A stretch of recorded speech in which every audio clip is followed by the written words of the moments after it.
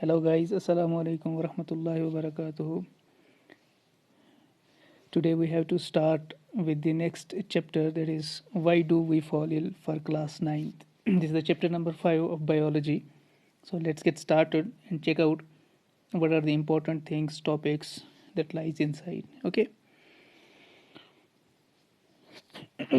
So first of all, what we need to see is always अभी तक जितने भी हमारे लेक्चर्स हुए हैं, जो आपने देखे हैं या सुने, वो सब के सब इस रिलेटेड थे कि हम हमेशा एक इंडेक्स बनाते हैं चीज़ों का. उससे क्या होता है कि हमें चीज़ें पढ़ना आसान हो जाती हैं and we are about to understand it. जो नेक्स्ट हमारा चैप्टर स्टार्ट होने वाला है, इसके अंदर क्या क्या चीज़ें हमने लेनी है. तो जब आप इस तरह की चीज़ें देखते हैं तो कुछ डिफरेंट चीज़ें हमने यहाँ पे देखनी है. डेफिनीशन और हेल्थ डिजीज़ के बारे में देखेंगे हम, एंड उस डिज़ीज़ किस तरह होती है, उसके काजेज़ क्या हैं, डिफरेंट टाइप्स ऑफ डिजीज़ देखेंगे और एजेंट्स ऑफ डिजीज़ हम लोग चेक करेंगे. ओके.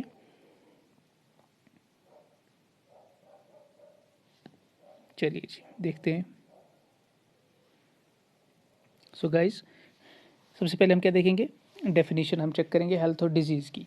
अब अगर आप इस चैप्टर को स्टार्ट करने से पहले एक जनरल कंसेप्ट देखें कि भाई चैप्टर का नाम है हम बीमार क्यों होते हैं. सबसे पहले ये चीज़ पता होनी चाहिए भाई, अगर हम बीमार हो रहे हैं इसका मतलब कोई ऐसा सिस्टम है, कोई मैकेनिज़्म है जिसके अंदर डिस्टरबेंस क्रिएट होती होगी. ओके. अब वो जो मैकेनिज़्म है वो क्या है, ठीक है, वो हमने देखना बहुत ज़्यादा ज़रूरी है, लाजमी है. ठीक है जी. अब वो मैकेनिज़्म क्या है हमारी बॉडी के अंदर, अगर एक इंसान बीमार होता है तो वो बीमार क्यों होता है, अगर नहीं होता है तो कौन सी चीज़ है जो उसको बीमारी से बचाती है. एक मैं जनरल आपको एक कंसेप्ट दे देता हूँ. ये हमारा जो ये सारा सिस्टम जो चलता है, यानी जो हम ये बीमार हो रहे हैं, इसके पीछे बीमारी से बचाने के लिए जो सिस्टम है, इस बीमारी से बचाने के लिए जो सिस्टम हमारा काम करता है, उसको बोलते हैं immune system. Okay. Immune system अभी के टाइम पे क्या है, अभी के टाइम पे आप देख रहे हैं कि एक बहुत खतरनाक सिस्टम चल रहा है, दैट इज़ एक वबाई बीमारी कोरोना के नाम से चल रही है. आप देखते हैं बहुत सारे बंदे रिकवर हो रहे हैं ना, हंड्रेड्स एंड लैक्स में पीपल जो है वो ठीक हो रहे हैं, वापस आ रहे हैं. वो क्यों हो रहे हैं? क्योंकि उनका इम्यून सिस्टम स्ट्रांग है. इम्यून सिस्टम स्ट्रांग है, दैट मीन्स जो चीज़ आपके बॉडी के अंदर है किसी भी फॉरेन एजेंट के खिलाफ लड़ने के लिए वो अच्छी है. और ये अच्छी तब होती है जब आपको अच्छा डाइट मिलता है, बहुत अच्छी से आप जब खाते हैं, न्यूट्रिशियस डाइट जब आप खाते हैं, तो आपकी बॉडी उस एक्सटर्नल एनी फॉरेन एजेंट जो आने वाला है उसके खिलाफ लड़ने की ताकत रखती है. अदरवाइज़ वरना एजेंट जो बंदे हैं या छोटे बंदे हैं, बच्चे हैं जो, ठीक है, तो इनको ज़्यादा अटैक हो रहा है, किसी बीमारी का इन पे ज़्यादा हमेशा अटैक होता है. क्यों होता है? क्योंकि इनका इम्यून सिस्टम कमज़ोर होता है, बिकॉज डाइट कम होती है, एज ज़्यादा हो गई होती है बूढ़ों के अंदर. तो वो सारी चीज़ें एक एस्पेक्ट रहता है इस चीज़ को लेकर, जिस वजह से वो इस चीज़ का क्या बन जाते हैं, निशाना बन जाते हैं, और उनको उनके लिए फेटल हो जाती है चीज़.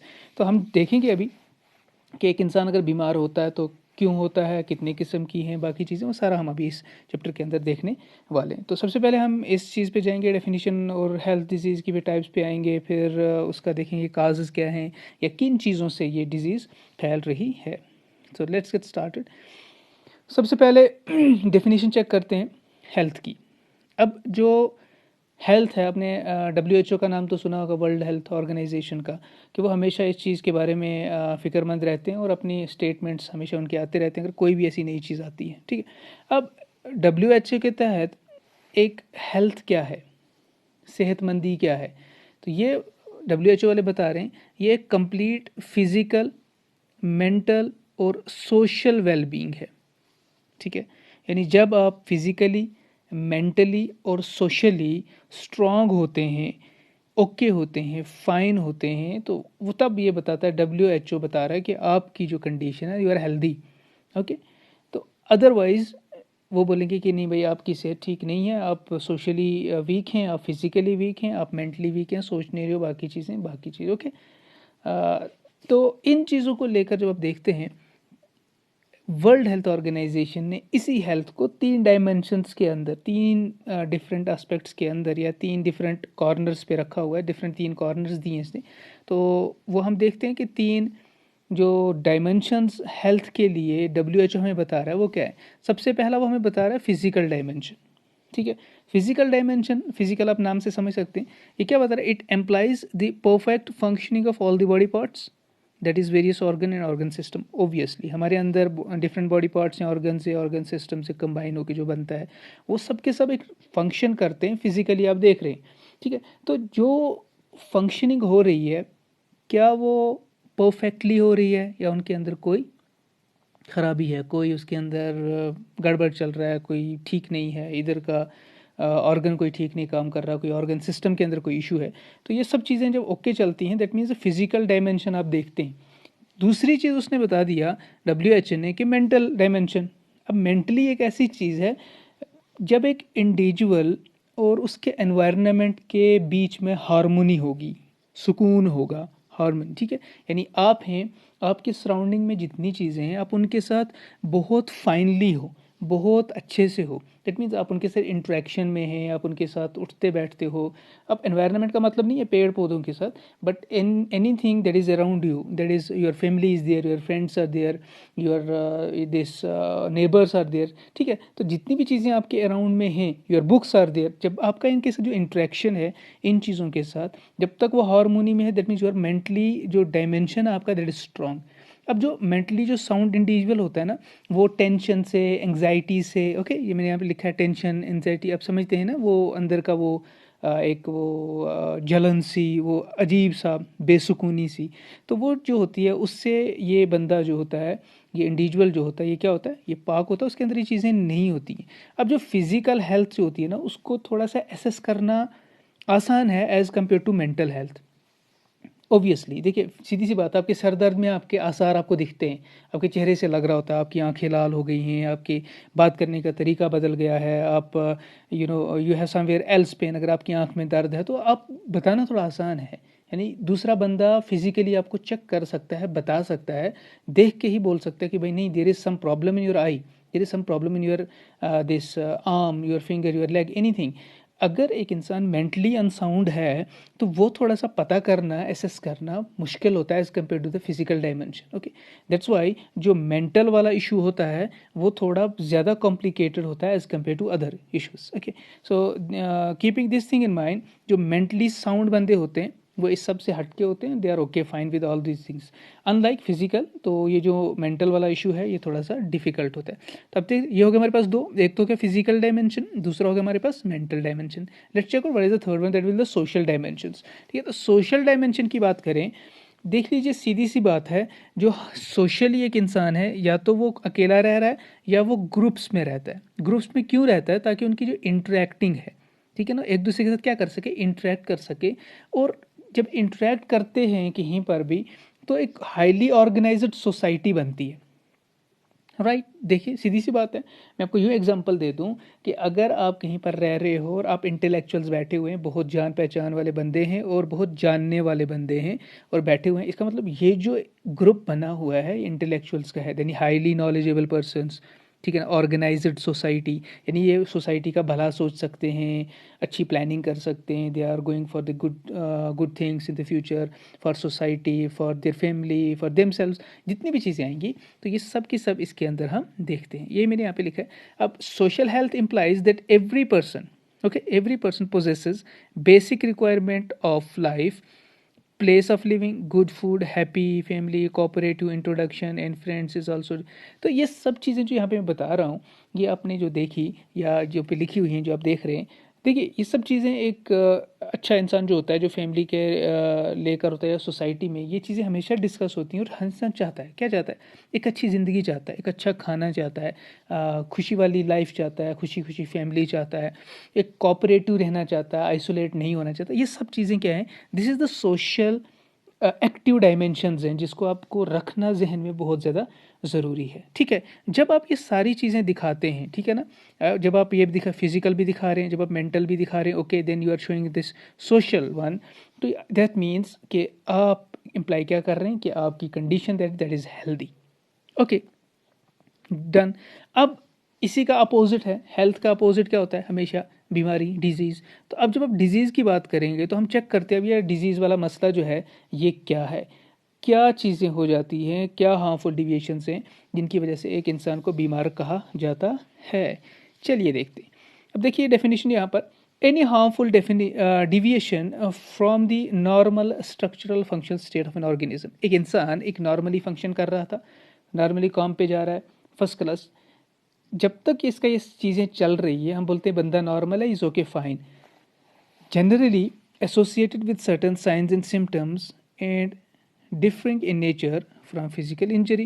Thus, the normal condition of an organism must be understood in order to recognize the hallmark of disease. अगर एक इंसान को आप चाहते हैं कि भाई ये हेल्दी है नहीं है, उसके लिए आपको डेफिनेटली देखिए घर पे देखना ये चीज़ आसान होती है, एज़ कम्पेयर टू अदर आप हमसाय के बारे में नहीं बता सकते क्योंकि आपने उसको देखा नहीं है 10 दिन पहले कि इसकी कंडीशन क्या थी, क्या मैंने इसको इसी कंडीशन में देखा था, आज आप देख रहे हो सकता है वो बीमार हो और आप बोल रहे हैं वो सही है। लेकिन जब आप देखते हैं कि आपके घर पे कोई आपका भाई है, बहन है, वो 2 दिन पहले बहुत अच्छे से हंसता खेल रहा था, हंसती खेल रही थी, उठती बैठती थी, इधर उधर जोक सब कुछ, एवरीथिंग वाज फाइन, बट 2 दिन के बाद आप देख रहे हैं कि आज कुछ मूड ऑफ है, ये है वो, तो mean there is some issue. हो सकता है कि दर्द है, कहीं पे लग गई है, कुछ है। इसका मतलब किसी भी डिजीज़ के बारे में जानने के लिए आपको उसकी हेल्थ के बारे में जानना ज़रूरी है। जब उसकी हेल्थ कंडीशन आपको पता है तो इसी तरह आप उसके अंदर जो हार्मफुल डिविएशंस आएंगी उनको आप जानकर बता सकते नहीं भाई इस वाले इंडिविजुअल के अंदर इस टाइम ये इशू चल रहा है, यानी ये बंदा ठीक नहीं है।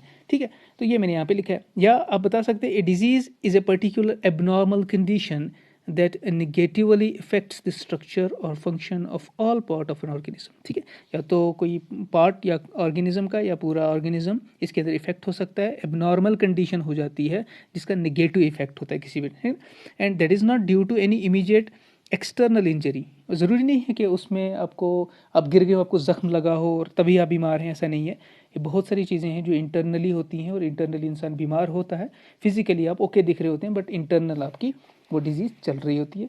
तो disease are often known to be the medical condition that are associated with specific symptom and sign. Definitely जब इंसान कोई बीमार होता है तो उसके एक पर्टिकुलर साइंस होते हैं, सिम्टम्स होते हैं। ओके, तो इसीलिए डॉक्टर्स के पास जब आप जाते हैं तो क्या बोलता है डॉक्टर, चेक करता है आपकी आपकी आपकी पल्स रेट चेक कर रहा है कहीं फीवर तो नहीं, आपके सर पे हाथ रख के देख रहे फीवर तो नहीं। ठीक है, तो फिर पूछता है क्या हो रहा है, फिर सिम्टम्स पूछता है, आपने कहीं ऐसी चीज़ें नहीं देखी। अब जब आप साइंस देखते हैं कि हाँ भाई ये हुआ है शायद, ठीक है, जब आप उसको उससे भी क्लैरिटी नहीं होते हैं, then he writes some go for LFT, go for KFT। ठीक है, ये टेस्ट रखो भाई, शुगर का टेस्ट करो, ये टेस्ट करो, और क्यों, ताकि वो एग्जैक्ट पूरी सिचुएशन जो इंटरनल सिम्टम्स और साइंस हैं उनको चेक कर सके, और फिजिकली भी उन सिम्टम्स और साइंस को देखा जा सकता है क्लियरली, ताकि उससे हमें पता चलता है कि there is some issue, there is some deviation, there is some abnormality within one individual, जिसको देखना चेक करना बहुत ज़्यादा ज़रूरी है। ठीक है, सो तो ये हो गया हेल्थ और डिजीज़ के रिलेटेड अगर हम डेफिनेशन देखें तो।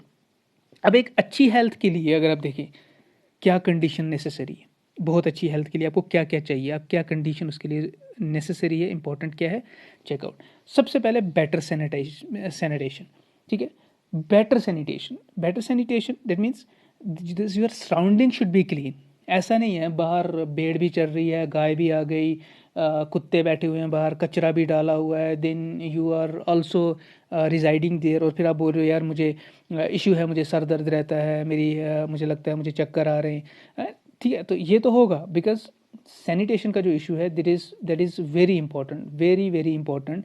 किसी भी चीज़ को खुद को साफ़ रखने, खुद को हेल्दी रखने के लिए माहौल का साफ़ होना बहुत ज़्यादा ज़रूरी है। ठीक है ना, अब इसको आप मेंटेन कैसे कर सकते हैं, प्रोवाइडिंग गुड सीवेज है, रेन वाटर डिस्पोजल सिस्टम है, प्रॉपर गार्बेज डिस्पोजल है ना। म्यूनिसिपलिटी वाले कितने ये हम लोगों की तो आदत हो गई, म्यूनिसिपलिटी वाली गाड़ी भी आ रही होती है, उसने डस्टबिन भी लगाए हैं, स्टिल वो यूज़ टू डू, हम अपना जो है डस्टबिन से उठाएंगे और लेके किसी के दूसरे के प्लॉट में डालेंगे, किसी और जगह खाली ज़मीन पड़ी है उसमें फेंक दिया।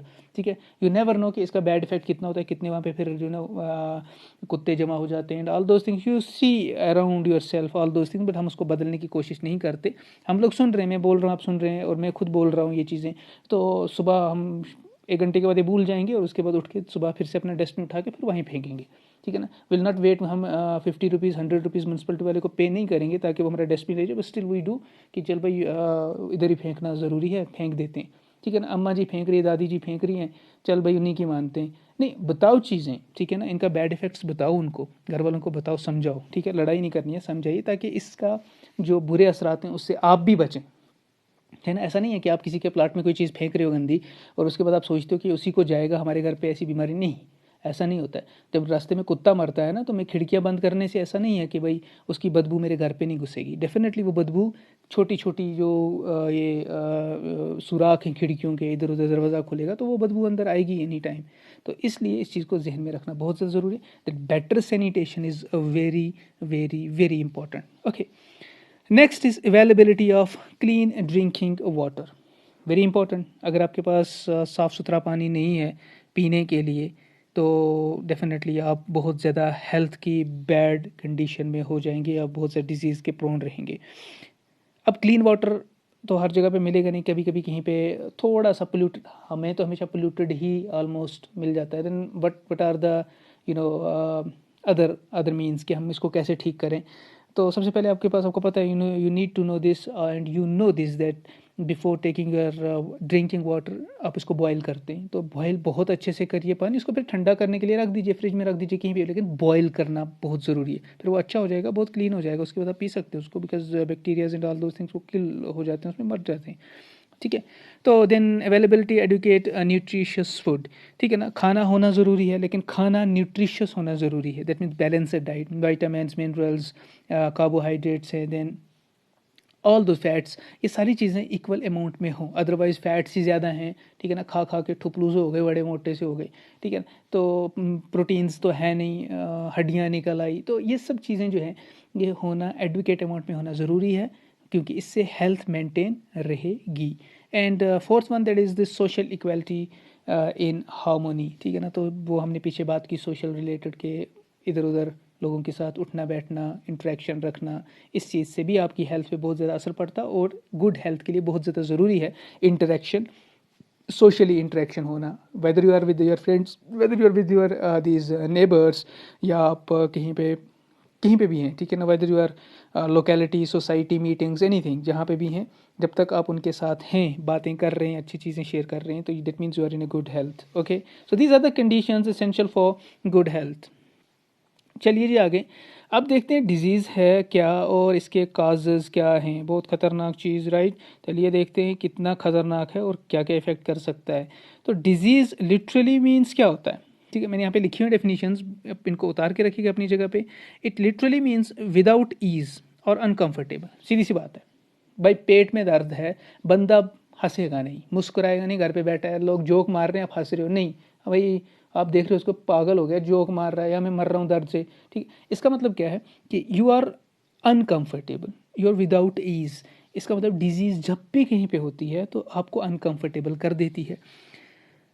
अब जो डिजीज़ है, अगर हम इसकी डेफिनेशन देखें तो कुछ इस तरह से हम इसको डिफाइन कर सकते हैं। देखिए कुछ डिफरेंट 3 तरह की कुछ डेफिनेशन यहाँ पर दी हुई हैं, आप इनको उतार भी सकते हैं, बहुत काम की चीज़ें आपके लिए। Any physical or functional change from the normal state that causes discomfort or disability or impairs the health of a living or is called as disease. All right, इसके बारे में पीछे बात कर चुको, नॉर्मल कंडीशन से हट कर जब कभी इंसान को डिस्कम्फर्ट फील हो, ओके, अनकंफर्टेबल फील हो, विदाउट ईज फील हो, तो इसका मतलब है एक लिविंग ऑर्गेनिज्म हेल्थ से हट कर किसी और कंडीशन में चला गया है, इसको बोला जाता है डिजीज। अब अकॉर्डिंग टू सम पीपल, कुछ लोग ऐसा बोलते हैं, it is a malfunctioning of the body, सीधी बात है, बॉडी का काम करना, इधर उधर का काम करना शुरू कर देती है, अपना नॉर्मल फंक्शन छोड़ देती है, और some part with specific symptoms है डिजीज, कुछ पर्टिकुलर सिम्टम्स के साथ साथ डिजीज। बहुत आसान है, आप समझ सकते हैं इस चीज़ को, एक इंसान बीमार हो गया, उसकी सिम्टम्स आपको दिखती हैं और आप फटोफट उसको उठा के हेल्थ सेंटर लेते हैं, डॉक्टर के पास लेते हैं ताकि इसको ठीक कर सकें, ठीक है, तो वो सिम्टम्स दिखाता है। अब अगर आप ऑक्सफोर्ड की बात करें तो ऑक्सफोर्ड इंग्लिश डिक्शनरी डिजीज़ को कुछ इस तरह से डिफाइन करती है, the condition of the body और सम पार्ट और ऑर्गन ऑफ द बॉडी, या तो एक ऑर्गन हो सकता है या पूरी बॉडी होगी या बॉडी का कोई पार्ट होगा, in which its functions are disturb and deranged. इसका मतलब क्या है, या तो उसके पर्टिकुलर पेट दर्द है, पेट दर्द के अंदर जो पेट का काम है, जो फंक्शन है, वो क्या हो जाएंगे, obviously they will be disturb, derange हो जाएंगे, इधर उधर हो जाएंगे, एक सीक्वेंस में नहीं रहेंगे। So this is how we should say the definition of disease is. अब चलिए देखते हैं हम आगे, I hope this is understood, बहुत आसान डेफिनेशन दी हुई है मैंने। अब काजेज क्या हैं, now let's check out the different causes of disease. लेकिन काजेज हैं हमारे पास मेरे बच्चों दो तरह के। कितने तरह के? दो तरह के हमारे पास काजेज हैं। Let's check out. One is the external one and the internal. Second one is internal one. External की जब बात करें तो एक्सट्रिंसिक, इंटरनल की बात करें तो इंट्रिंसिक। जब अब एक्सटर्नल को हम देखते हैं तो चलिए भाई देखते हैं एक्सटर्नल क्या काजेज हैं डिजीज के। ठीक है जी, उसके बाद हम आ जाएंगे इंटरनल पे या इंट्रिंसिक पे। थोड़ा छोटा लिखा है, आई होप आप देख सकते हैं। मैं समझाने की कोशिश करता हूँ यहाँ पे। The external factors that effect the normal function of the body. ठीक है जी, वो फैक्टर्स जो नॉर्मल बॉडी फंक्शनिंग को इफेक्ट करेंगे एक्सटर्नली, उनको हम बोलेंगे एक्सटर्नल फैक्टर्स और कॉजेज। अब ये जो है एक्सटर्नल फैक्टर्स, इनको कुछ डिफरेंट एक्सटर्नल फैक्टर्स क्या क्या हो सकते हैं, यानी किस तरह की कैटेगरी के अंदर हम इसको दिखा सकते हैं कि भाई ये जो कैटेगरी है ना, ये इफेक्ट कर रही है आपकी हेल्थ को एक्सटर्नली। भाई लुक आफ्टर इट, ठीक है ना, तो इसको देख लो, इनसे बच लो ताकि आपको आगे इफेक्ट ना हो इन चीज़ों को देखना। Number one is disease causing micro organisms. सबसे पहले वो चीज़ कौन से ऑर्गेनिजम्स जिनसे आपको बीमारी लगने का खतरा है, जिनको आप क्या बोला जाता है, उनको पैथोजेंस बोलते हैं। पैथोजेंस में सब चीज़ें आ रही हैं, यहाँ लिखा है मैंने आपको, वायरसेस आ गए, बैक्टीरिया आ गया, फंजाई आ गया, प्रोटोजोन्स, हेलमेंट्स, वॉर्म्स, ये सब चीज़ें हेल्थ पर इफ़ेक्ट करती हैं। ओके, पहली चीज़ तो ये होगी कि माइक्रो ऑर्गेनिज्म, अभी बाद में इसमें डिटेल आएगी आपको कि किस किस वजह से कौन कौन सी बीमारी होती है। आई will show you in detail with all with photographs की क्या क्या बीमारी कैसी होती है, दिखने में कैसी होती है, इस पर वो बाद में आते हैं उस पर। अब देख लीजिए, एक तो डिजीज काजिंग माइक्रो ऑर्गेनिजम्स हैं एक्सटर्नली जो आपको इफेक्ट कर रहे हैं। दूसरी चीज़ है inadequate diet, deficiency of nutrients हो रहा है। ठीक है ना, इसका मतलब आपको डाइट के अंदर exact equal amount of balanced diet नहीं मिलता, न्यूट्रिएंट्स नहीं मिलते हैं, उसकी वजह से बहुत सारी डेफिशिएंसी डिजीज़ हो जाती है ह्यूमंस के अंदर। ठीक है ना, जैसे मैं आपको यहाँ पे एक एग्जांपल दी हुई है, नाइट ब्लाइंडनेस, स्कर्वी है, रिकेट्स है, मरस्मस है, ऑस्टोमलेशिया। मैं इन सब की आपको डिटेल में पिक्स दिखाऊंगा आगे कि ये सब चीज़ें क्या हैं। ठीक है, यानी एक खाने के अंदर आपने देखा होगा, मैं आपको यूँ एग्जांपल दे दूँ, साउथ अफ्रीका के बहुत सारे ऐसे जगह हैं जहाँ पर अगर आप उनकी नेट के अंदर भी और नेट के ऊपर उठाकर देखें पिक्स, ठीक है ना, वहाँ से फोटोग्राफ्स देखें तो वहाँ पर माल न्यूट्रिशन का इतना ज़्यादा केसेस है। वहाँ मतलब बच्चे जो है पैदा होता है उसका मतलब डिफरेंट डिजीज़ के साथ बेचारे, बिकॉज उन पर कोई मतलब गोश्त आपको दिखेगा नहीं, हड्डियाँ हड्डियाँ दिखेगी, because of that malnutrition. ठीक है ना, तो equal amount of adequate diet तो उनको मिलती नहीं है, जिस वजह से वो सारे का सारा इफेक्ट उन पे निकलता है। मरस्मस है, ऑस्टोमलेशिया, आप देखेंगे हड्डियों की, रिकेट्स है, नाइट ब्लाइंडनेस है, डिजीज़ उभरती हैं, सामने आती हैं। ठीक है, ये तो हो गया हमारे पास इन एडवोकेट डाइट के लिए। लेकिन तीसरी चीज़ एनवायरमेंटल पोल्यूटेंट्स। ठीक है ना, एनवायरमेंटल पोल्यूटेंट्स यानी मेटल पोल्यूटेंट्स है, जैसे गैस ऑक्साइड्स है, कार्बन ऑक्साइड, नाइट्रोजन ऑक्साइड्स, ठीक है, सल्फर ना, इंडस्ट्रियल केमिकल जो निकलते हैं, जितनी भी हैवी मेटल्स हैं, ठीक है, ये सब की, जब कैल्शियम हो गया, यहाँ पे लिखा है मैंने आर्सेनिक, लेड, पेस्टिसाइड्स, ये सब के सब बैड इफेक्ट करते हैं हेल्थ के ऊपर एक्सटर्नली। ठीक है ना, किसी चिमनी से धुआं निकल रहा है, केमिकल निकल रहा है, वो पानी के अंदर जा रहा है, वो पानी आगे से बिना फिल्टर के आपके घर पे आ रहा है, आप उठा के पी लेते हैं। That means somehow it is directly indirectly और रिलेटेड टू इट, जिसकी वजह से आपकी हेल्थ पे असर पड़ रहा है। दूसरी चीज़ और चलिए, tobacco, alcohol and narcotic drugs, जितना भी आजकल ये आप देख रहे हैं, ओबियसली देखा आपने, नेवला खाते हैं लोग, टोबैको खाते हैं, ठीक है ना, कश्मीरी में बोलूँ तो तमुगदामा चम हो। ठीक है, ये सब चीज़ें क्या हैं कि ये हमको एक्सटर्नली हम यूज़ कर रहे हैं और इंटरनली जाकर हमको इफ़ेक्ट कर रही हैं। ठीक है, देखिए, सिगरेट पीने के लिए मुझे किसी ने ठूसी तो नहीं मैं पीऊँ, यानी ये मेरी मर्ज़ी है मैं पी रहा हूँ, यानी आपकी मर्ज़ी, आप पी रहे हैं। ठीक है, इसका मतलब क्या है कि ये आप खुद ले रहे हो, कोई आपको ज़बरदस्ती नहीं कर रहा है, आपकी चॉइस से चल रही है चीज़। कोई टोबैको खा रहा है, अल्कोहल ले रहा है या ड्रग्स ले रहा है, एंड गॉड फॉरबिड, तो ये सब चीज़ें आपकी चाहत से हो रही हैं, यानी कोई आपको फोर्स नहीं कर रहा। ओके, दैट मीन्स ये एक्सटर्नली आप इन चीज़ों को यूज़ करते हैं, लेने के लिए यूज़ करते हैं, जो इंटरनली आपको इन फॉर्म ऑफ डिजीज़ वापस होता है, रिफ्लेक्ट होता है, फिर बाद में बीमारियाँ आती। ये तो हो गया भाई, एक्सटर्नली इन चीज़ों से एक हेल्थ पे इशू आता है, इफेक्ट होता है। चलिए जी, हो गया ये। Number next is internal causes, जिनका हमने दूसरा नाम दे दिया intrinsic. Intrinsic causes, internal. So these are the disease causing factors existence within the human body, okay, and are non-infectious. It includes, अरे भाई ये तो ह्यूमन बॉडी के अंदर ही है और ये क्या होते हैं, they are non infectious. Okay, they are non infectious, इसका मतलब दूसरी चीज़ इसमें इन्वॉल्व नहीं होगी। चलिए जी, माल फंक्शन और improper function the body part like heart kidney liver. अगर किसी का हार्ट बेचारे का इन्वॉल्व है, काम नहीं कर रहा, किसी वजह से उसके हार्ट के अंदर कमज़ोरी है, स्ट्रोक्स है, कुछ है, ऐसा कुछ आ रहा है, इसका मतलब हार्ट की वजह से किडनी इफेक्ट नहीं हुई बेचारी, वो किडनी को डिजीज़ लगने के लिए हार्ट को डिजीज़ लगना ज़रूरी नहीं है। इसका मतलब इंटरनली अगर कोई ऑर्गन इफेक्ट हो जाता है, उस ऑर्गन का अगर वो जैसे हार्ट इन्वॉल्व हो गया तो इस पर किडनी का डायरेक्टली कोई असर नहीं होगा और किडनी का हार्ट पे नहीं होगा। ठीक है, अब समझ इसको, माल फंक्शनिंग अगर किसी प्रॉपर ऑर्गन की है तो दूसरा ऑर्गन उसके अंदर इन्वॉल्व नहीं होगा, चाहे वो लिवर है, चाहे वो किडनी है, चाहे वो हार्ट है। या दूसरी चीज़, जेनेटिक डिसऑर्डर। अब जेनेटिक डिसऑर्डर क्या है? जेनेटिक डिसऑर्डर आप समझ सकते हैं, यानी पेरेंट्स से जब एक एक इंडिविजुअल बन गया, एक इंडिविजुअल पैदा हुआ, उस इंडिविजुअल के अंदर कोई आई शुड से कोई ऐसी चीज़ है जो नॉर्मल उसके पेरेंट्स में नहीं थी। या ऐसे मैं बता दूं आपको, एक बंदा एक पैदा हुआ, लेकिन वो ऐसे पैदा हुआ है किसी बीमारी के साथ। ठीक है, उस बीमारी को आप एक्सटर्नली यूज़ नहीं करें, यानी वो जीन्स के अंदर है। बीमारी क्या है, कुछ भी हो सकता है। देखिए, देर इज़ एल्बिनिज़म, एक बीमारी है, आपने देखा होगा, बालों का वो ब्राउनिश, वाइटिश ब्राउनिश हो जाना, तो ये this is type of genetic this काइफ ऑफ डिसऑर्डर, या आई शुड से म्यूटेशन। तो ये जो है, ये आपकी वजह से नहीं हुआ, ये एक्सटर्नल फैक्टर्स की वजह से नहीं हुआ, बट दिस इज़ जेनेटिकली, इसकी वजह से किसी और चीज़ पे इफेक्ट आने वाला नहीं है। ये इंटरनली नॉन इन्फेक्शियस है, आपको डायरेक्टली कोई इफेक्ट नहीं करने वाली, आपको ख़त्म नहीं कर देगी, मार नहीं देगी। ठीक है, it's non infectious. Then we have hypo और हाइपर सिक्रीशन ऑफ हार्मोन्स, या तो हार्मोन्स का ज़्यादा सिक्रीट होना या कर सिक्रीट होना, ये भी है इसके। देन मॉल फंक्शनिंग का बॉडी इम्यून सिस्टम, कभी कभी हमारा इम्यून सिस्टम भी इधर उधर के काम कर जाता है, कभी कम काम करता है, कभी ज़्यादा करता है, तो डायरेक्टली इस चीज़ों को लेकर, तो ये हमारा इंटरनल सिस्टम है, जिसकी वजह से हमारे दूसरे ऑर्गन्स पे डायरेक्टली इफेक्ट नहीं पड़ता है। इनको डिटेल में हम आते हैं बाद में, क्या क्या इन चीज़ों के अंदर हम पूरा डिटेल में जाएंगे। I hope this is understood. Two causes, two types of disease causing agents और द थिंग्स, जैसे external extrinsic causes and then internal और इंट्रिंसिक काजेज, जिनको हमने डिटेल में देखा। ठीक है, तो चलते हम आगे, देखते हैं आगे वाली स्लाइड के अंदर क्या कुछ है।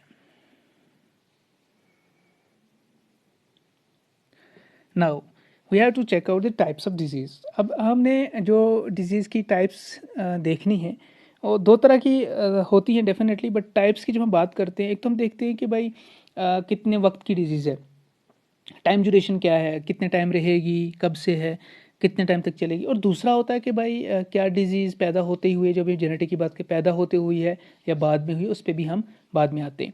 तो depending upon the time duration, so पहली चीज़ अगर हम चेक करें तो हमें ये देखना है depending upon what, time duration. So time duration पे देखिए तो there are two types of diseases, number one is acute disease and number two is chronic one. Now check out the acute disease. अब देख लीजिए acute क्या होता है, acute disease क्या है।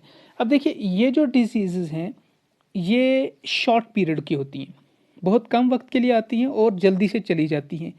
ठीक है, इनका ज़्यादा इफेक्ट आपकी हेल्थ पे नहीं होता, सीजनल होती हैं, कभी कभी आ जाती हैं। हाँ, कभी कभी सीजनल के बाहर भी आती हैं डेफिनेटली, बट इनका बैड इफेक्ट उतना नहीं है जितना हम समझ सकते हैं। So these diseases last for only short period of time and are severe, they do not cause any long term bad effects on our health. बहुत आसान। फॉर एग्जाम्पल अगर आप लेंगे कोल्ड, कफ, टाइफाइड, कॉलरा, ठीक है, जुकाम हो गया, फीवर चढ़ गया, टाइफाइड हो गया, इनका इलाज है आपके पास, और कभी सिम्टम्स दिखा देते हैं तो आप इनका इलाज कर सकते हैं, ठीक हो जाता है। ठीक है, ये तो हो गया एक्यूट डिजीज। दूसरी है chronic.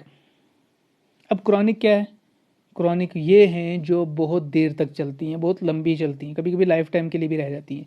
These last for long time, लिखा है मैंने, as much as even lifetime. For example diabetes है, देखा होगा आपने, डायबिटिक पेशेंट्स ठीक ही नहीं होते सेल चल, जब तक हैं चल रहे हैं भाई, बहुत परहेज़ करो, ये ना करो, वो ना करो।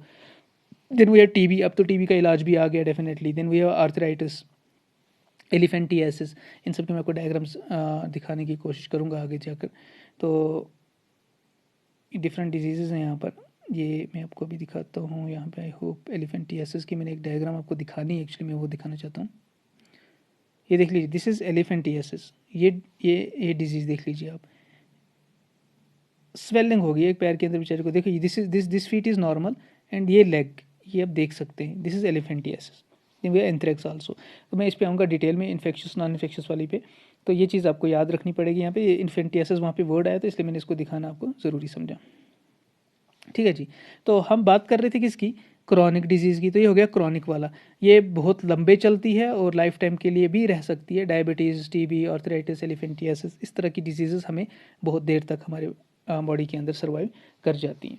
अब और दो टाइप की जो भी मैंने बात की थी, कि जब आप देखते हैं कि disease whether it is from birth, since birth और आफ्टर बर्थ, इस चीज़ को आप देखते हैं, तो इस बेस पे अगर हम डिवाइड करें तो डिजीज़ जो है दो तरह की और होती है, और दो तरह की on the basis of whether before birth और after birth. Okay, congenital and acquired disease. Acquire का आप मतलब समझ, एक्वायर होना लेना किसी चीज़ को, दैट मीन्स ये बर्थ के बाद का मसला होगा।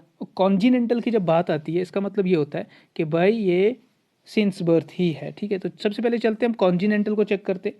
दीज आर द एनाटॉमिकल और physiological abnormality present since birth. ठीक है जी, जब आपकी बीमारी, ठीक है, कब है, पैदा होते ही शुरू हो गई है, इस बीमारी को बोलेंगे कि भाई ये डिजीज़ कौन सी है, this is the congenital disease. All right, अब ये कॉन्जिनेंटल डिजीज़ होगा ना, that means genetic part is involve, genes are involve. जब आप इसकी बात करेंगे तो आपको डीएनए के बारे में थोड़ा बताना पड़ेगा, आपको क्रोमोसोम्स, ये वो चीज़ें हैं जिस पे आपकी सारी बनावट है। सेल के अंदर न्यूक्लियस है, न्यूक्लियस के अंदर जेनेटिक मटेरियल आपने सुना होगा, उस जेनेटिक मटेरियल पे आप डीएनए बताते हैं, वही डीएनए वहाँ पे या क्रोमोसोम्स हैं।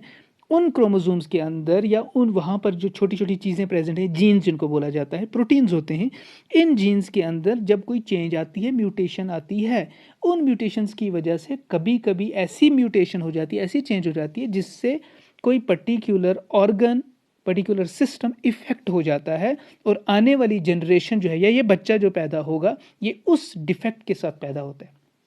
क्लियर, या तो इसको कलर नहीं दिख रहे, कलर ब्लाइंडनेस होगा, या सिक्ल सेल एनीमिया आपने नाम सुना है, टर्नर सिंड्रोम, डाउन सिंड्रोम, मैं इसके अभी पिक्स दिखाऊंगा आपको, तो उसको बोलेंगे क्रोमोसोमल म्यूटेशन। ये देख लीजिए, यानी जीन म्यूटेशन है ये। ठीक है जी, या दूसरी चीज़ होती है, ये तो क्या क्रोमोसोम, क्रोमोसोम के बेस पे यानी जेनेटिक लेवल पर, और दूसरा जो होता है ना वो होता है एनवायरमेंटल फैक्टर्स, एक्सटर्नली किसी चीज़ की वजह से हो गया आपको। उसमें आपको एग्जांपल है क्लेफ्ट पैलेट या हेयर लिप की। हेयर लिप की पैलेट आप समझते हैं, आपका जो मुंह अगर आप खोलें तो आपके अंदर अगर अपर पोर्शन आप देखते हैं, इसको पैलेट बोलते हैं। इस पैलेट के अंदर एक कट आपको मिलता है, या हेयर लिप, या कभी लिप के अंदर आपको कट मिलता है जो डायरेक्टली नोज तक चला जाता है। ठीक है, this is the external environmental factors, जो जिस चीज़ के बेस पे ये चेंज आपके इसके अंदर बॉडी के अंदर आ जाती है। It's a type of congenital thing. ठीक है ना, ये कॉन्जिनेंटल है, दैट मीन्स ये एक्वायर नहीं करा आपने, but this is right from your birth, that means अब पैदा हुए आपको ऐसी चीज़ थी। अब देख ले, मैं आपको एग्जांपल दिखाता हूँ। मैंने आपको यहाँ पे दो तीन चीज़ें, मैंने आपको टर्नर सिंड्रोम बोला, मैंने आपको दिस डाउन सिंड्रोम बताया, मैं आपको इसकी, और मैंने आपको बताया ये वाली दो चीज़ें, क्लेफ्ट पैलेट और हेयर लिप। इसकी एग्जांपल देख लीजिए, देखिए क्लेफ्ट पैलेट कैसे है, ये देख लीजिए, this is the palate, upper portion देख लीजिए आप, इसके अंदर कट आप देख सकते हैं, दिस इज जेनेटिकली, अब पैदा होते हैं पहले से। या लिप देख लीजिए, ये इसके इस बच्चे का यहाँ पे आप चेक कर सकते हैं, ये देखिए लिप के अंदर कट आपने बहुत सारा देखा होगा कहीं पे भी, तो this is right from the birth. ठीक है ना, cleft lip and cleft palate, यहाँ पर मैंने आपको ये एग्जांपल आप पिक्स के साथ आराम से समझ सकते हैं, यही मैंने यहाँ पे लिखा है। तो यहाँ पे क्लेफ्ट पैलेट आपने ये इसकी एग्जांपल होगी एनवायरमेंटल फैक्टर की, but this is a type of congenital disease, you have to remember this. दूसरी चीज़ मैंने आपको बता दी, ये देख लीजिए डाउन सिंड्रोम। आपने बहुत तरह के इस तरह के बच्चे देखे होंगे, एक जैसी शक्ल के, कश्मीरी में मैं आपको बोलता हूँ मत ही आज़ा, ठीक है ना, जो मत्तू से आपको दिखते हैं, मैं तो दिखने में एक जैसे होते हैं। मैं आप यहाँ से चले जाएं मेरी लोकेलिटी के अंदर, हुमामा के अंदर, आपको सेम इस शक्ल का एक शक्ल का लड़का मिलेगा। ठीक है, you go to one more area, I have seen it and also in Kupwara, I have seen this type of girl also. मेरी कज़न की बेटी है, वो एग्जैक्टली इस जैसी है, that is type of Down syndrome उसको है। तो इस तरह की जो बच्चे हैं, इनको जो बीमारी होती है, यू शुड से, ये डाउन सिंड्रोम, एक जैसे दिखने वाले। आगे चल लीजिए, ये देख लीजिए, देखिए दिखने में एक जैसे होते हैं ये, हालांकि ये बहन, आपको दिखने में बहन भाई दिख रहे होंगे, ऐसा लग रहा होगा शायद ये सिस्टर्स हैं या भाई है इसका, तो ऐसा कुछ नहीं है, they are totally different, belonging to different families, but if you see check out their appearance, उनकी appearance एक जैसी होती है, because chromosomal mutation, gene mutation की वजह से ऐसा हुआ होता है। ठीक है जी, ये तो हो गया हमारे पास डाउन सिंड्रोम। ये हो गई टर्नर सिंड्रोम, ये देख लीजिए, ये एक और बीमारी है टर्नर सिंड्रोम। आप क्या चेंज यहाँ पर देख सकते हैं? टर्नर सिंड्रोम में क्या दिख रहा है आपको? फिजिकली अपीयरेंस पे क्या चीज़ दिख रही है? देख लीजिए, look at the neck portion, look at this neck portion, यहाँ पे देखिए नेक पोर्शन, इन दोनों में आप नेक पोर्शन देखिए, and look at the chest portion, ये डिस्टिंग्विश नहीं हो पाता, ठीक है ना? चेस्ट पोर्शन और नेक पोर्शन डिस्टिंग्विश नहीं हो पा रहा होता। ये एक तरह की बीमारी है, इसको बोलते हैं टर्नर्स सिंड्रोम। ओके जी बच्चों, ये आपको बहुत डिटेल में पढ़ना है। जब आप 12th में जाएंगे तो आपको अलग से इस बारे में एक बहुत डिटेल टॉपिक है, चैप्टर आई शुड से, जिसमें बहुत अच्छे से आपको ये पढ़नी है कि हाउ दिस हैपन, कौन से क्रोमोसोम में हो रहा है, कैसे हो रहा है, उसके लिए आपको बहुत अच्छे से तब भी बताया जाएगा। तो अभी आप समझ लीजिए, आप देख सकते हैं यहाँ पे नेक के पोर्शन को, ये जो नेक है आपने देखो, एक्चुअली मैं यहाँ पे बना देता हूँ, नेक कुछ इस तरह से होनी चाहिए थी, जो नॉर्मल आपकी ग्रोथ है ये है। अब ये देख सकते हैं आप, ये इस तरह है बाहर, दैट मीन्स आपकी पूरी नेक ही गायब होगी, ठीक है ना? कश्मीरी बोलो तो गर्दन ही छुनकी पीछे, ठीक है, ठीक है, सीधे लगता है बॉडी के ऊपर, सर रखा हुआ है, गर्दन गायब है, ये देख लीजिए। सो this is type of Turner syndrome. बात समझ आ रही है? बहुत आसान है, विजुअली आप इसको एसेस कर सकते हैं, देख सकते हैं, कोई डिफ़िकल्टी नहीं आएगी आपको, ठीक है जी। ये तो हो गया हमारे पास डिफरेंट एग्जांपल्स के साथ, आपको ये चीज़ मैंने आपको बता दी, ठीक है जी। एक्यूट और क्रॉनिक के बाद हमने कॉन्जिनेंटल देखा और एक्वायर्ड देखा। अब देख लीजिए, कॉन्जिनेंटल थी क्रोमोसोमल म्यूटेशन और एनवायरमेंटल फैक्टर। अब जब एक्वायर्ड की बात करते हैं भाई, ठीक है जी, अब आते हैं हम किस पे? एक्वायर्ड पे। अब ये वो डिजीज़ हैं जो बर्थ के बाद हो जाएंगी, ठीक है, बर्थ के बाद। अब मैंने यहाँ पे अगर आप चेक करें, छोटी सी डेफिनी, ये छोटा छोटा लिखा हुआ है यहाँ पे, अगर आप इस चीज़ को चेक करें, पढ़ें, तो मैंने क्या लिखा है? On the basis whether disease occur since birth और after birth, there broadly classified in following above types, that is congenital and acquired. अब जब एक्वायर्ड की बात आ गई है, एक्वायर्ड में दो चीज़ें होंगी, यानी अगर कोई चीज़ आप environmentally, I should say, after birth acquire करते हैं, ले जाते हैं, डिजीज़ हो जाती है, तो वो डिजीज़ दो तरह की हो सकती है, या तो उसकी वजह से आपको इन्फेक्शन होगा या वो नॉन इन्फेक्शन होगी। That means either that disease is communicable और नॉन कम्युनिकेबल। आपको लगी है, आपसे दूसरों को फैलेगी, दैट विल बी कम्युनिकेबल। अगर आपको लग गई है, आप तक ही रहेगी, दूसरे को नहीं जाएगी, that will be non communicable disease. Clear? चलिए जी, इन चीज़ों को देखते हैं। ये आप एग्जांपल्स हमने अभी अभी देखी, टॉमन syndrome, Turner syndrome. I hope ये आपको अच्छे से याद रहेगा, ठीक है माय डियर स्टूडेंट्स? ओके जी, now check out infections, that is the communicable diseases, infectious diseases. These diseases are spread from infected person to other in various ways, that is, ठीक है जी, एक इंसान से दूसरे को लग सकती है। आपने देखा होगा, जब किसी को जुकाम, उसको बोलते हो दूर पे रहो भाई, आइसोलेट हो जा, दूर बैठ। अभी तो ज़्यादा ही बोल रहे हैं, बिकॉज कोरोना का डर है। पहले भी इतना परहेज़ नहीं करते थे, अब तो किसी को छींक भी आ जाए उसकी पिटाई कर देते, भाई तूने 10 लोगों के सामने क्यों छींका, ठीक है। बहुत सारे इस पर जोक्स भी बने, वीडियो आपने देखे होंगे, तो मुझे वहाँ नहीं जाना, बट इतना बता रहा हूँ कि जब आपको कम्युनिकेबल डिजीज़ का खतरा होता है, तो इसका मतलब ये दूसरे को लग सकती है। अब ये लगती कैसे है? इसका जो मीन्स ऑफ ट्रांसपोर्ट है, ट्रैवलिंग का जो एजेंट बनते हैं, वो क्या चीज़ बन जाती है? या तो ये एयर के थ्रू, वाटर के through, food, physical contact, okay, इन चीज़ों के थ्रू ये आगे चलते हैं। सेक्सुअल एक्ट्स हैं या इंसेक्ट्स, ये कैरियर्स बन जाते हैं इन चीज़ों को आगे लेकर जाने के लिए। मैं यहाँ बैठा था, ठीक है, कोई चीज़ यहाँ पर थी, यहाँ पे मुझे इन्फेक्शन था, यहाँ से उठा, दूसरे को इन्फेक्शन हो गया, वहाँ तक कैसे गया? बिकॉज जो बीच में मीडियम है, दैट इज एयर। या तो पानी मैंने एक गिलास से पिया, तो उसी गिलास से दूसरे ने पी लिया, इससे फैल गया, ठीक है ना। या तो सेक्सुअल इंटर या फिजिकल कंटैक्ट हो गया, जैसे आज भाई हैंड शेक नहीं करना है, कोरोना है, इधर उधर से आपको नहीं पता कौन सा बंदा इन्फेक्टेड है, तो you need to be safe at your end, तो आप इन चीज़ों को परहेज करते हैं। तो this is how the things are going on, communicable इस तरह से चलता है। सो द कॉजेटिव एजेंट्स जो होते हैं इन डिजीज़ के, उनको क्या बोला जाता है? उनको बोलते हैं भाई पैथोजेंस। पीछे बात की थी हमने। तो इन कॉजेटिव एजेंट्स जो इन डिजीज़ को पैदा करते हैं, जिनसे डिजीज़ होती है, उनको क्या बोला जाता है? पैथोजेंस बोलते हैं। अब pathogens can be viruses, they can be bacteria, they can be fungi, they can be protozoans, they can be worms, इस तरह की चीज़ें हो सकती हैं। यानी पहले तो देखें वायरस, अभी तो वायरस फैला हुआ है कोरोना का, तो वायरस से बहुत सारी चीज़ें होती है, इसीलिए वायरस का जो सिम्टम्स हैं, क्या बोल रहे हैं, कोरोना के सिम्टम्स क्या हैं? जैसे कॉमन कोल्ड होता है, इस तरह के कोई सिम्टम, फीवर आ रहा है, टाइफाइड हो रहा है, जुकाम सी है, छींके लग रही हैं, तो मीन्स कॉमन कोल्ड की तरह ही सिम्टम्स हैं। तो ये वायरल इन्फेक्शन होते हैं। तो वायरस जो है, वायरस को चेक करते हैं, देखते हैं ये वायरस क्या बोल रहा है, वायरस के अंदर क्या है। पहले हम देखते हैं पैथोजेंस में वायरस। वायरस की वजह से क्या क्या हो सकता है? कॉमन कोल्ड, जुकाम हो गया आपको, डेंगू फीवर है, हेपेटाइटिस बी, चिकन पॉक्स है, स्वाइन फ्लू है, मम्प्स हैं, मीजल्स हैं, ठीक है ना। इन सब की मैं आपको अभी डायग्राम्स दिखाऊंगा, वायरस की वजह से क्या क्या हो रहा है। जब आप बैक्टीरिया की बात करेंगे, बैक्टीरिया की वजह से क्या क्या हो सकता है, देखिए डिफरेंट डिजीज़ के नाम मैंने आपको दिए हैं, या आप बिल्कुल अपनी नोटबुक पे बहुत अच्छे से नोट डाउन करेंगे कि वायरस की वजह से कौन सी डिजीज़ हो रहा है, बैक्टीरिया की वजह से क्या हो रहा है, फंगी की वजह से क्या हो रहा है, प्रोटोजोन्स की वजह से, वॉर्म्स की वजह से क्या क्या डिफरेंट डिजीज़ हो रही है। इससे समझना आपको इन्फेक्शियस डिजीज़ को आसान रहेगा। सो बैक्टीरिया की वजह से टाइफाइड फीवर है, देन कॉलरा है, टीबी है, टेटनस, फूड पॉइजनिंग, एंथ्रेक्स अभी आपने देखा था पिछले। तो ये डिफरेंट चीज़ें आप देख रहे हैं कि किस बीमारी को कौन फैला रहा है। फिर फंगे की बात करें, स्किन इन्फेक्शंस बहुत डेंजरस होता है ये, स्किन में ये ख़त्म ही नहीं होता, ठीक है ना। तो ये फंगे की वजह से बहुत सारे स्किन इन्फेक्शंस होते हैं, जैसे कि एग्जांपल रिंग वॉर्म्स, एथलीट फूट आपने देखा होगा, जिसको हम कश्मीर में शू बोलते हैं। इस तरह की एक बीमारी होती है, पैर के अंदर लग जाती है, जिससे पैर ऐसे ऐसा फटना शुरू हो जाता है फिंगर्स के बीच में। मैं दिखाऊंगा आपको अभी, I will show the diagram. Then वे तो प्रोटोजोन्स, काला आजार हो गया, बहुत खतरनाक ब्लड ब्लीडिंग है, ठीक है ना। देन एम्यूबिक डिसेंट्री है, देन स्लीपिंग सिकनेस, सो नहीं पाते, मलेरिया है, या वॉर्म्स की वजह से, ठीक है ना, इंटेस्टाइनल वॉर्म्स हैं, एस्केरियासिस, एलिफेंटियासिस।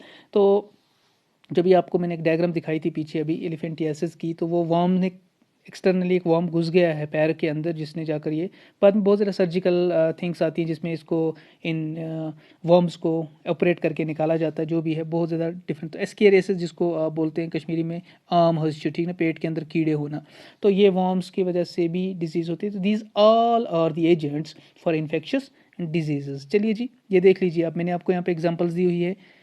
पहले आप देख लीजिए, यहाँ पर मैंने आपको बता दिया किसकी, एलिफेंटियासिस है, ये देख लीजिए elephantiasis, within we have anthrax. ये देख लीजिए बैक्टीरिया और वॉर्म्स की, ये फिर देखिए ये एंथ्रैक्स है। थोड़ा सा ये डॉट आप देख रहे हैं, दाना से चढ़ता है, डेफिनेटली ये बहुत डेंजरस होता है, बाद में फैल जाता है, इधर भी चढ़ेगा, इधर भी चढ़ेगा, इधर भी बॉडी के ऊपर ऊपर चला जाता है। लुक एट दिस, ये एक कीड़े ने काटा हुआ है, सिंपल आप समझ लीजिए, या इसके अंदर एक वॉर्म घुस गया है, कीड़ा घुस गया है, जिसने इसको इन्फेक्शन कर दिया, पूरी लेग इन्वॉल्व हो गई है। That mean this is elephantiasis, this is anthrax, ठीक है ना। या आप ये देख लीजिए मम्प्स, देखिए, look at this portion of the cheek, look at this, look at this portion, right.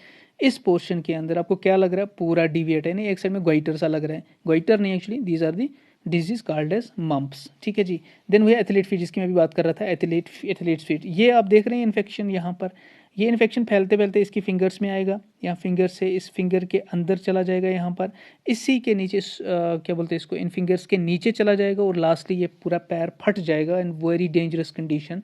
इसको बोल रहे हैं एथलीट्स फुट, एक टाइप की बीमारी है, ठीक है। हमने चिकन पॉक्स की पीछे बात की, ये देख लीजिए, लुक एट दिस, आपने बहुत सारे बच्चों को देखा होगा, ये अक्सर लास्ट टाइम भी यहाँ पे बहुत सारे बच्चों में हुआ था, छोटे बच्चों को फिर घर पे बिठाते हैं, रेस्ट कराते हैं, दूसरों से दूर रखते हैं, बिकॉज ये फैल जाती है, कम्युनिकेबल होता है, ठीक है ना।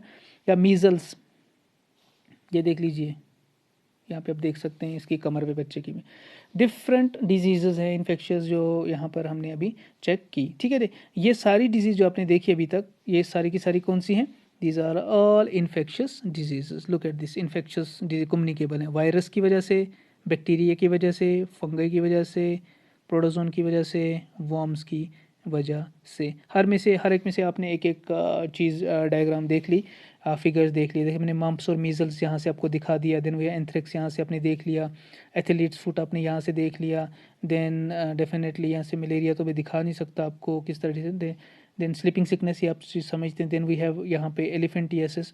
इस चीज़ को मैंने आपको डायग्रामेटिकली दिखा दिया है ताकि आप इन चीज़ों को समझ सकें और याद कर सकें, ठीक है जी। These are the things very dangerous, mumps and measles, chicken pox, ये सब चीज़ें आपको याद रखनी। Then next is the non infectious, that means non communicable.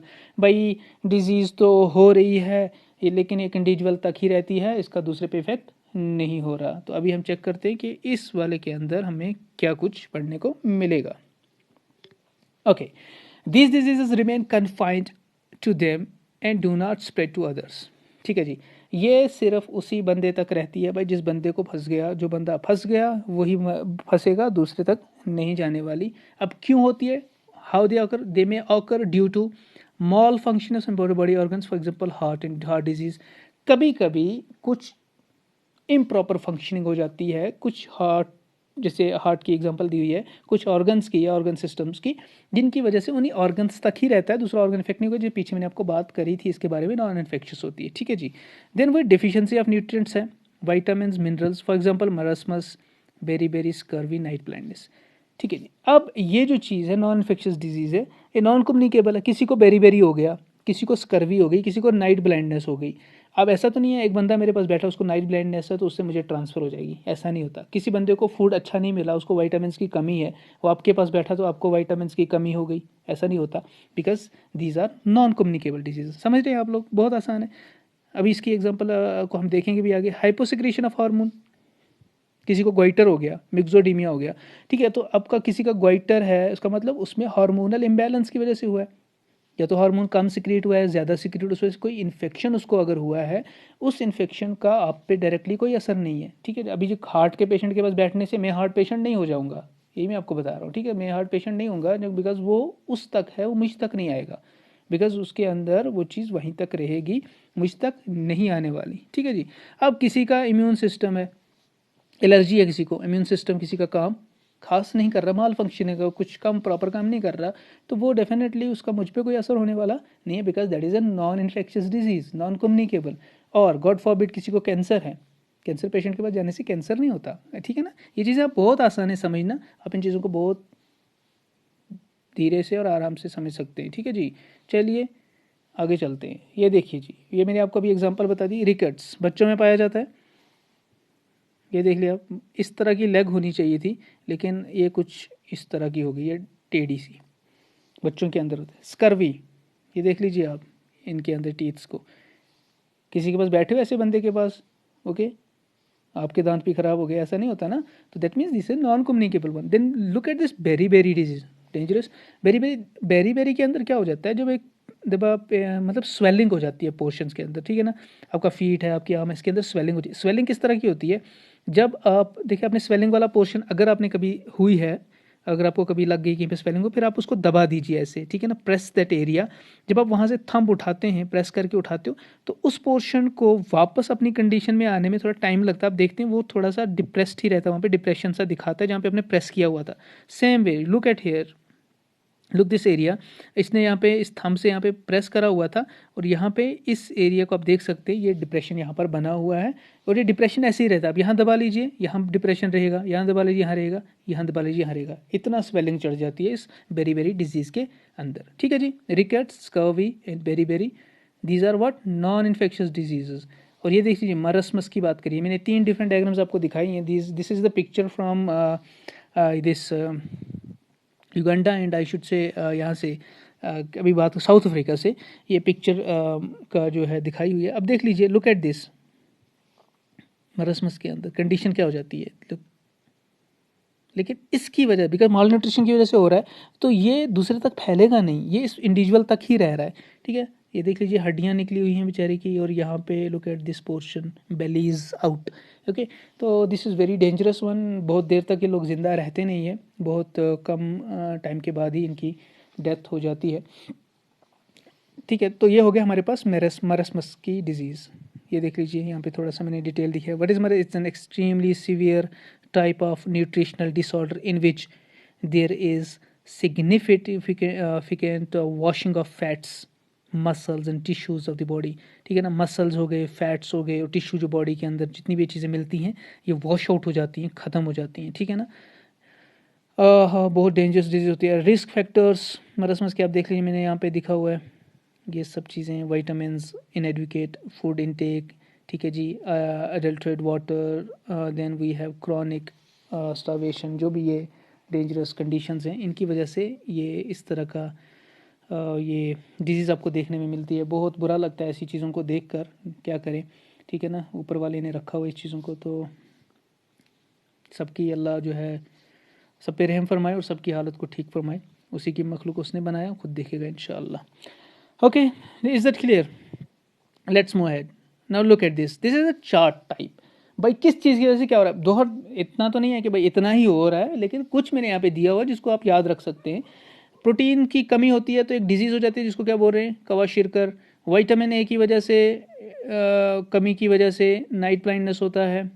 Okay, then we have vitamin B1 की वजह से बेरी बेरी हो रहा है, विटामिन B12 की वजह से पेनिशियस एनीमिया, विटामिन C की वजह से स्कर्वी, मतलब कमी की वजह से। ओके, विटामिन D की कमी की वजह से रिकेट्स, चिल्ड्रन में होता है, और ऑस्टोमलेशिया, ऑस्टोमलेशिया होता है बड़ों में, ठीक है ना, एडल्ट्स में ऑस्टोमलेशिया, और रिकेट्स चिल्ड्रंस में होता है। विटामिन के की वजह से ब्लीडिंग डिजीज बहुत खतरनाक, आयोडीन की कमी की वजह से ग्वाइटर बनता है। So these are the deficient nutrients, जिसके अंदर भी होगा उसको इस तरह की डिजीज का सामना करना पड़ेगा, बहुत बैड कंडीशन। ओके जी, I hope this is understood, बहुत अच्छा अच्छा है, ठीक है ना। अब कभी कभी अगर आगे चलें, आप चेक करें इनकी बेस पे, तो ऑर्गन और टिश्यू स्पेसिफिक मैनिफेस्टेशन, इस चीज़ को देखते हैं, ठीक है ना। बहुत सारी ऐसी चीज़ें हैं जब ऑर्गन और टिश्यू ही डायरेक्टली इन्वॉल्व होते हैं और उनकी इलाज करना मैंडेटरी हो जाता है। If a disease causing microbe enters with air where nose, अगर मतलब ये सीधी सी बात है, अगर ऑर्गन और टिश्यू इन्वॉल्व हो रहे हैं तो इनको किस रास्ते से इफेक्ट होगा, किन रास्ते से इसके अंदर ये चीज़ें आ सकती हैं और जिसकी वजह से उसको खतरा है, इफेक्ट है, ठीक है। तो सबसे पहले if a disease causing microbe enters with air where nose, अगर नोज से माइक्रोब एंटर हो गया तो कहाँ जा सकता है? Definitely it will go to the lungs and may cause tuberculosis, ठीक है ना। ये हम अंदाज़ा लगा सकते हैं कि कहाँ जा रहा है, लंग्स में जाएगा, जिसकी वजह से ट्यूबरकुलोसिस होने के चांसेस हैं। Definitely we have the protection right through the way, जितना भी लंग्स तक जाने का रास्ता है उसमें बहुत सारी प्रोटेक्शंस हैं, बट कभी कभी जो है माइक्रोब्स पास ऑन हो जाते हैं, एक्सटर्नल थिंग्स जो है फॉरेन पार्टिकल्स अंदर चले जाते हैं। Now if the pathogenic micro organs enters through mouth, ठीक है, इसका कनेक्शन माउथ का किसके साथ होता है? Mouth, it will likely go to the gut, that is lining of the gut. आप समझ रहे हैं, गट आपका ईसोफेगस से लेके जितना भी आपका एरिया है, स्टोमक उटोमक, ठीक है, स्मॉल इंटेस्टाइन, तो लाइनिंग ऑफ द गट, उसकी वजह से क्या हो सकता है? जैसे टाइफाइड कॉजिंग बैक्टीरिया, ओके, एक बैक्टीरिया का नाम है जिसकी ये जो अंदर स्टोमक में एंटर हो रहा है, लाइनिंग पे बैठ जाता है, एक लाइनिंग पे, और जिसकी वजह से जॉन्डिस होने का खतरा है, ठीक है ना, पीलिया, जॉन्डिस होने का खतरा। Also go to the liver पे भी जाएगा अगर तो जॉन्डिस करेगा। आपने देखा होगा जॉन्डिस जिसको होता है उसका लिवर इफेक्टेड रहता है, तो डेफिनेटली लिवर इफेक्ट होगा तब जब माउथ से कोई चीज़ लाइनिंग, गट तक की लाइनिंग तक चली जाएगी। So these pathogens can also go to the liver. Example इसकी वायरस दे दी मैंने, that causes the jaundice, okay, right. So this is how this organ is affected और tissue is manifested. Now viruses that causes HIV infection, सीधी सी बात है, जिसको एड्स होता है HIV की वजह से, वो कहाँ से स्प्रेड होता है? That spread through lymph nodes through the body. अब HIV की, जैसे आपने सुना होगा, मैं यहाँ पे थोड़ा सा आपको बता दूँ, HIV की वजह से अक्सर डेथ हो जाती है, अक्सर मैक्सिमम टाइम पे डेथ हो जाती है एड्स की वजह से। और एड्स जिस वजह से होता है that is HIV, human immuno deficiency virus. HIV human immuno virus भी बोला जाता है, ह्यूमन इम्यूनो डिफिशियंसी वायरस भी बोला जाता है।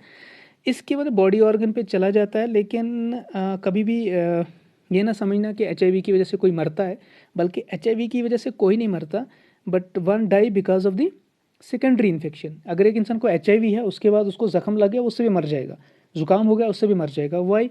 बिकॉज HIV आपके डिफेंस मैकेनिज्म को ख़त्म कर देता है। देखिए, it actually spreads through the lymph nodes. Lymph nodes पे इफेक्ट होने का मतलब यह है कि आपका इम्यून सिस्टम ख़त्म, ठीक है जी, आपका इम्यून सिस्टम जो डिफेंसिव मैकेनिज्म है उस पर ही कब्जा हो गया, कहीं पे बेस है आपकी और वो आपको बचा रही है, आपने उस पर कब्जा हो गया तो definitely everything is gone. So lymph nodes जो हैं थ्रू आउट द बॉडी, ये कनेक्टेड हैं लिम्फ के साथ, और लिम्फ्स के अंदर आपने सुना WBCs का नाम सुना होगा, they float there. So WBCs क्या कर रहे हैं? लिम्फोसाइट्स वो कर रहे हैं हमारा प्रोटेक्टिव इंटरनल स्ट्रक्चर, जो प्रोटेक्टिव बनता है, डिफेंसिव मैकेनिज्म, इम्यून सिस्टम जिसको आप बता रहे हैं, ये इनसे ही बनता है, इन्हीं सेल से बनता है, और वहाँ पर वही सेल खुद इफेक्ट हो जाती है और वो उनको ओवरटेक कर लेता है, ये इन्फेक्शियस एजेंट HIV, और उस वजह से पूरा आपका डिफेंसिव मैकेनिज्म तबाह हो जाता है। और जो भी बाहर से इन्फेक्शन आपको होता है, उस इन्फेक्शन के खिलाफ लड़ने की ताकत इस पर्टिकुलर बॉडी सिस्टम के अंदर, ऑर्गन के अंदर नहीं रहती, इंडिविजुअल के अंदर नहीं रहती, और उस इन्फेक्शन की वजह से एक इंडिविजुअल मर जाता है, ठीक है। So this a virus HIV very dangerous, clear. Any other one, malaria. अब जो मलेरिया काजिंग माइक्रोब से दे गेट ट्रांसमिटेड, मलेरिया किससे होता है भाई? मच्छर के काटने से। कौन सा मच्छर? एनाफिलिस, सुना होगा आपने, फीमेल मच्छर, फीमेल हमेशा काटती हैं, लेकिन फीमेल मच्छर भी बहुत काटता है, okay. Through mosquito bite, mosquito bite से। भाई फीमेल अगर डेफिनेटली सुनेंगी तो बुरा नहीं मानना, मजाक कर रहा हूँ, okay. So this microbe causing agent that is the malaria के वजह से, मलेरिया जिससे हो रहा है मॉस्किटो बाइट से होता है। मॉस्किटो बाइट से होता है, एक इन्फेक्टेड पर्सन पे एक बाइट मॉस्किटो ने मारा, वो एजेंट वहाँ से मॉस्किटो के अंदर चला गया, फिर इस मॉस्किटो ने उठ के दूसरे हेल्दी पर्सन को काट दिया, तो ये जो माइक्रोब था ये उसकी बॉडी के अंदर एंटर हो गया और वहाँ पे अपना साइकिल पूरा किया। तो इसका मतलब ये इन्फेक्शन इस तरह से मलेरिया फैलता है, इसीलिए ज़्यादा है। तो मलेरिया जब फैलता है तो it can effect what, it can effect your liver, it can effect your liver. और लिवर पे इफेक्ट हो तो डेफिनेटली आरबीसीज पे भी इसका इफेक्ट, रेड ब्लड सेल्स जो है कॉपर सेल्स है, आरबीसीज पे भी, रेड ब्लड सेल्स पे भी इसका इफेक्ट आएगा। ठीक है जी। चलिए next, the virus that causes Japanese encephalitis. एक बीमारी है जिसका नाम है ब्रेन फीवर, जिसका दूसरा बोला आपने जापानीज इंसेफेलाइटिस। इस वायरस की वजह से क्या हो जाता है, ये कहाँ जाएगा, इसको बोला आपने, अपने इसको नाम दे दिया ब्रेन फीवर, तो definitely will go to the brain. ठीक है, ब्रेन पे जाता है, ब्रेन पे रिजाइड करता है, फाइनली न्यूरॉन्स को इफेक्ट करता है और बहुत डेंजरस कंडीशन में एक बंदा इंडिविजुअल चला जाता है। So these are the very key things we should remember. एक ऑर्गन अगर इफेक्ट होता है तो उसका मोड ऑफ इफेक्शन, इन्फेक्शन किस रास्ते से हुआ है, माउथ से हुआ तो कहाँ कहाँ पे हो सकता है, नोस्ट्रल से हुआ तो कहाँ कहाँ हो सकता है, इंटरनल ऑर्गन्स कहाँ कहाँ तक इन्वॉल्व हो सकते हैं। Is that clear? So this is all about organ and tissue specific manifestation जो different viruses bacteria की वजह से हमने देखी। I think this is understood everything. This is all about this chapter जिसके बारे में आपको पढ़ना है बच्चों। तो इसको अच्छे से आप नोट्स बना लीजिए, अच्छे से देखिए, बार बार देखिए एंड हमेशा देखिए, डोंट डाउनलोड इट बिकॉज आपके बार बार देखने से अच्छा रहेगा और उसको आपको रहेगा, आप डाउनलोड करें नहीं जी अब सर ने मेरा देख लिया है, कभी नेट बंद हो गया तो ठीक है ना, तो तब देख लेंगे, ऐसा नहीं होगा। लेकिन आप आराम से देखिए, अच्छे से देखिए और बार बार देखिए ताकि आपको समझ आ सके। In case there is any query, any clarification, definitely comment box में लिख सकते हैं। मैंने अपना नंबर भी दिया, you can already contact me, no issues, always there to help you guys. तो because of the situation right now, तो stay home, stay safe, help your parents and all the best. ठीक है जी, all the best, take care, खुदा हाफिज़, love you all, thanks for watching, bye bye.